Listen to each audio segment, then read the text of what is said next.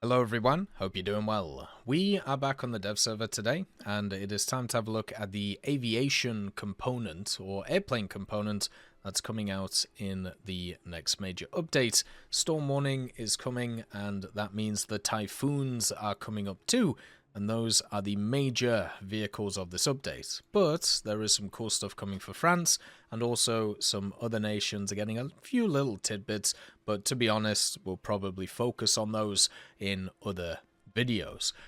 Such as the Thai subtree for the Japanese. We'll probably do a individual video about this Thai subtree, just so you can see where it all is and how much stuff is there. Basically, it takes the two central lines of the Japanese, so the F-16AJ line, and then also extends the K-83 line with a bunch of new vehicles, which is really cool.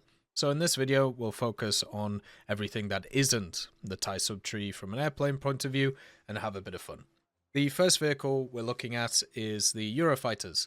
There are three of them that are coming to the game. You have the EF2000, which is the German one. This vehicle is going to be coming in the aviation tree at rank 8 after the F4F Ice, which really shouldn't be a surprise. Then you have the British one, which is the Typhoon FGR4, which is right here. This one is after the Gripen, the JAS-39C in the left-hand line once again. And then you have also one for Italy, the F2000A. And this one is going to also be coming after the F-16A ADF. So they're all on the furthest left part of the tree. That's basically how all of this stuff is set up. Just to kind of, if you're wondering where they are in the tech trees, that's where they are. Now, the difference between all of these vehicles, there isn't a huge difference between them, at least right now. They all have the same radar, so they all have the Captor M, which has a good search zone, good range. It also has pretty much everything you would want, plus 6 DL targets, which is really cool. If you have a look at all of them, they're all exactly the same, the Captor M. And just remember, this is a dev server. A lot of things might not be finished yet in terms of like the individual intricacies of all of these different ones.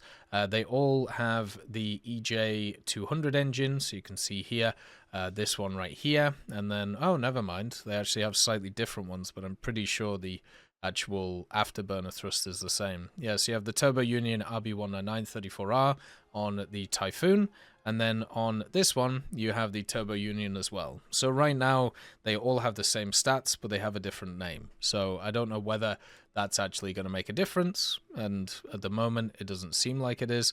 We'll have to see as that changes. The RWR is also all the same. Once again, it has the Praetorian DASS with CJ band, a good range, great threat detection, and also it has a more, the Praetorian DASS, HMS, SPI, and LDR2. So all of these vehicles have all of the same internal systems in terms of radar, RWR, and all of these things. They also all have the 27mm Mauser BK-27, which is pretty much the standardized gun across the board. Doesn't have a ton of ammo in it, but it is very much a secondary part of the ammo on this type of vehicle.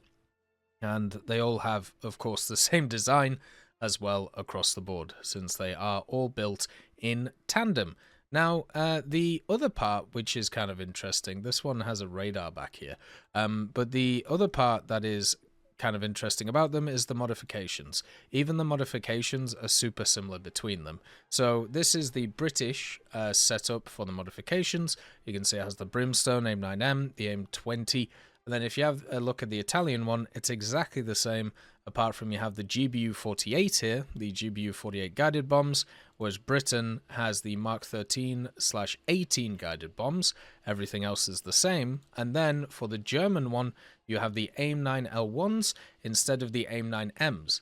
Now you may be asking, what is the difference between an AIM-9L1 and an AIM-9M? Well, basically they're the same, apart from the one doesn't have access to the smokeless motor. So you can see it coming in similarly to an AIM-9L, and yeah, it's easier to track if somebody has fired one at you. It still has the IRCCM, it still has all the other factors, since it is, the AIM-9M is just an AIM-9L with an IRCCM attached. So yeah, they're going to functionally work the same. It's just going to be a little bit easier to detect the ones which are fired from the German Typhoon instead of the other Typhoons. In terms of secondary weapons for the German one too, this one also has the GBU-48s, so the British one is the odd one out in terms of its ground ordnance being slightly different, but in the game it really doesn't make any difference at all. You know, they're still going to be used in a big way in specific secondary armament ground smashing. So this vehicle, and this is the same across the board apart from that slight difference with the guided munitions, the air-to-air munitions are AIM-9Ls, AIM-9Ms, and AIM-120s. It can carry 6 AIM-120s, it can carry 6 of the IR missiles if it wants to, and then you can have a mixture of all of them if you want to, plus some ground ordnance on top of that too. So 6 IRs, 4 active radar homing, and also some ground stuff.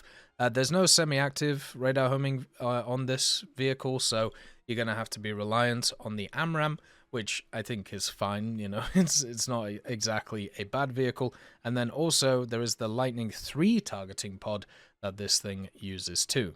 Also JDAMs in the house once again, Brimstones, these are just the ones that are on the Tornado, so there's no difference between them. They haven't like made them more realistic or anything like that, they're still exactly the same. You have 2,000 pounders, just to give somebody a big headache, 1,000 pounders, and of course paveways as well with the Lightning 3. So these are the same armaments that you'll see across the board with all of the Tornadoes. Sorry, not Tornadoes, Typhoons. And yeah, they're just very standardized, which shouldn't be too surprising. With Britain, you have the GP 1,000 pounders as well, plus like the paveways and then all of the other stuff that's there, including the Brimstones. And then for the Italian side of things, you have once again the paveway 4s, the 2s, the MK83,000s, and the 84 2002. So there is very, very slight things between, but nothing huge in terms of how people are actually going to use this thing in combat. Another part of it that has to be said is these aircraft are absolutely beautiful. If you wanted to have a look at what they look like, this is the Italian one with its general insignias. This is the British one with the slightly different ones, and I hope that we get a lot of camouflages in for these vehicles. It would be really nice. The cockpit doesn't work on them yet, so I'll make sure to show you that when it comes in, but yeah, they don't fully work yet. And also they have a decent chunk of countermeasures, as you can see, nearly 400 of them across the board, which are on pods underneath, so it will be fine. It's super maneuverable, very fast, very agile, and very survivable. The Typhoons are looking fantastic when they're coming into the game, so I'm sure a lot of people will enjoy these ones. So USSR, what is USSR getting for airplanes? The Su-33. This is the navalized version of the Su-27. It's very similar to it. It has some canards, which is quite nice, and also it has access to a lot of weaponry. This also was kind of like a later variant, built in, you know, kind of the 90s. It has the Nook, or the N001K radar, which gives it quite a lot of abilities, but only DL targets for 1. It also has the SBO L150 RWR on it, so hopefully that can keep it alive, and it has access to the 30mm GSH-30-1. The engines that this vehicle uses are the AL31F Series 3s with a lot of afterburning thrust, and that's basically because this thing is a heavy bird and needs those large engines. The Su-33 in real life wasn't really that useful, but it isn't fully its fault. You know, the Kuznetsov that it was supposed to be used upon hasn't been in service for a while because it's been stuck in dock, basically repairing and trying to update it. It was used, this vehicle, a few times though, and in, you know, active combat situations, which is kind of cool. Now, one of the things about the Su-33 is this vehicle doesn't get access to active radar homing missiles. So instead, it's stuck with IR guided missiles, which are the R-73s, which have the IR-CCM, and it also has R-27ERs, which are the radar or semi-active radar guided missiles, and then it also has the ETs, which are the very large R-27s with the IR seeker head on them too. When it comes to ground ordnance, this thing's actually pretty limited. I was kind of surprised. I thought it would have a lot more stuff, but unfortunately, I'm guessing they didn't add in a lot of the anti-ship stuff that it has. But it has some 500s, it has some 100s, some incendiary bombs on it too, so I suppose you could take out bases with it if you wanted to. You also have some 250s, 130s, and 8 KOs. But the major reason you run this thing is because of course, all of these missiles that are on it. It can take up to 12 missiles, including a mixture of semi-active radar homing and IR missiles, which make it quite good. It is quite limited in terms of countermeasures, only 48 of them on the vehicle, and there's no way of actually increasing them, which is kind of sad. But one of the cool things that it does bring in, which is also new to the game, is not just a new vehicle in the form of the Su-33, it also brings in the aforementioned Admiral Kuznetsov carrier, which is right here. Now this is just for the test drive right now, and I'm sure it'll be on some of the maps, but this is really coolly modeled. It has all of the guns on it, it has all of the missiles on it, but I don't think the missiles actually work. You can see the missiles like back there in that corner, and also this corner over here, but the guns do fire when you actually go for it, and it does have the lip ramp, so hopefully we can actually see this thing get put into the game at some point and work properly. I think it would actually be really cool to see this in like simulator battles, maybe not firing, but you know, doing something. So yeah, the Su-33 gets its carrier. It also gets a full cockpit right now, and you can see it also has the HMD, which is really nice. So yeah, it's looking super good and looking very, very fun to actually play. I am also struggling a little bit in terms of some of the radar modes right now. I think there might be a few bugs with it, which is why not everything is working. But yeah, it has a full digital display. It also has a full digital cockpit with this and also everything else. So just looks really nice as kind of a setup. The other thing that's weird about the Su-33 is it's a squadron vehicle. I thought they were going to put it after the Yak-141, but I'm guessing they decided to put it as a squadron vehicle for some reason. So it's a 13.0 rank 8 squadron vehicle. So technically, as you start the game, you can get access to this vehicle. Now, I wouldn't recommend it because it'll go up against vehicles that are just better than it, but at least you have that option, which is kind of weird. Britain, of course, has the Typhoon. Japan has all of the TIE vehicles. China didn't get anything, and neither did Italy, apart from, of course, the F-2000A. So, of course, it is on to the other nation that got a new top-tier banger. This is the Rafale, is what I'm going to call it, the C F3. There's definitely a bug with this. It keeps disappearing. This is a multi-role fighter, meaning that it can do pretty much anything that it wants. The problem with it, though, in game right now, please just understand its loadouts aren't finished. So what you see is not what exactly it's going to get. It might get more, it might get less, it might be all over the place. So just be careful when looking at the loadouts on this. I would say that the Typhoons are much closer to what reality is compared to what the Rafale is right now in War Thunder. Now, the place that you'll find it is different from the Typhoons. All the Typhoons, oh, never mind, it isn't. They're on the left, it's on the left-hand side. On the dev stream, it was actually over here for some reason, but now it's moved. So it's over here. So it's after the 2000-5F, so make sure to get it there. The Rafale C F3 has access to some pretty cool internal systems. It has the Tails RBE2 for a radar, which is obviously very good for active radar homing and all of the other stuff that it needs. It gets access to the Spectra RWR and also a Morse system and an LWR2. So, in my opinion, this vehicle has every single thing you would ever need from a radar and RWR combo. And after, going and using the Typhoons and using this, they have a ton of different modes on these radars, which we'll get into in these individual videos. But understand, once again, not fully finished, which is a bit of a problem.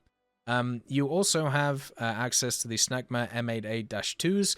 These give some pretty good afterburning thrust, not as much as others, but then also the plane isn't as big as others with the dual engine setup. It is the standard design, though, that you find from a lot of the French vehicles. I feel like it's just squished. They've just kind of like punched it together.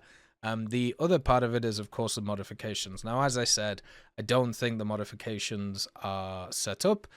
Generally, I feel like there should be more missiles here from an air-to-air point of view, and maybe there'll be some more stuff over here. If you compare like this modification lot to, let's say, like the F-15E that was just added, the F-15E is just insane in terms of how many modifications it has. So if you compare this to, as I said, like the Rafale, it just looks completely different. So I've got a feeling they're going to add more stuff. But there's a lot of guided munitions here from an air-to-ground point of view. There just isn't a lot from an air-to-air point of view. You have the Mika EMs. These are the active radar homing versions of the Mika. They're very good in the game. They work incredibly well. You can bring 6 of them overall. So some on the wings and then 2 on the inner area. 1 is missing. It's decided to go for a walkabout. But also, you have the paveways, the big old paveway 3s. You also have the Damocles thermal pod, along with these missiles. So this is the AASM 250 Hammer, or the SBU-64. Now, these are different from the other missiles that we've had in the... Well, sorry, not missiles. Actually, right. Once again, I would say these are missiles, but they're labeled as guided bombs. They are guided bombs, but they have a motor on the back of them, which for me is a missile, right? So that's the one that I'm going to say. I'm just going to call it a missile. This has GNSS guidance, but it also has something else that you can see, the IOG and the K.